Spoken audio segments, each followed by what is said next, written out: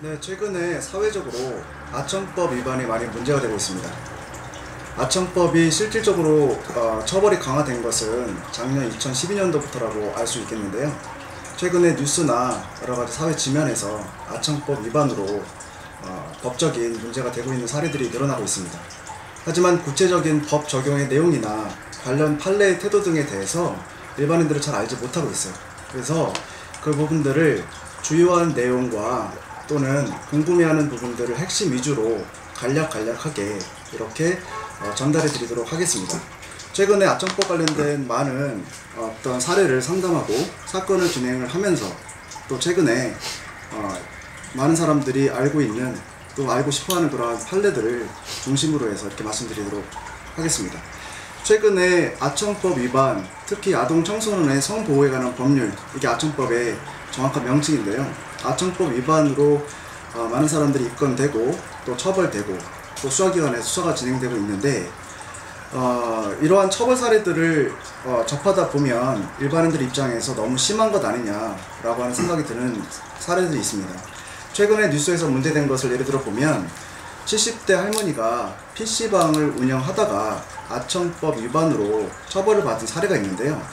데스크탑에 실제로 단속 경찰관들이 들어왔을 때 아동 음란물들이 보관되어 있었습니다.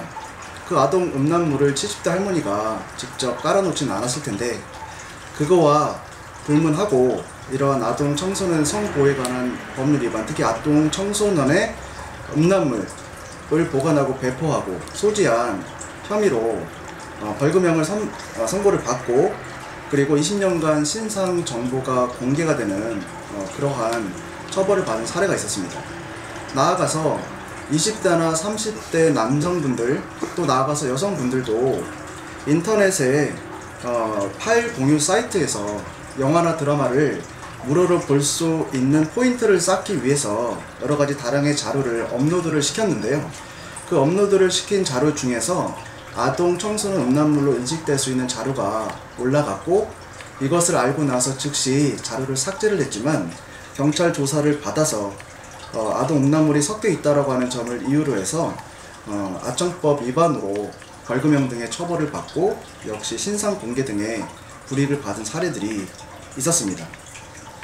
아동 청소년을 보호하고자 하는 아청법의 취지는 최대한 살리고 강화되고 보호받는 것이 맞지만 애매모호한 규정과 일반인들의 어떤 법 규정에 대한 인식 그리고 처벌 방법과 기준에 관한 것이 정립이 잘 되지 않음으로써 2011년도에는 106명 정도만 아청법 음란물 사범으로 검거되었던 것에 비해서 2012년도에는 3272건이 됩니다. 3272건으로 약 30배 정도가 증가를 하게 됐죠.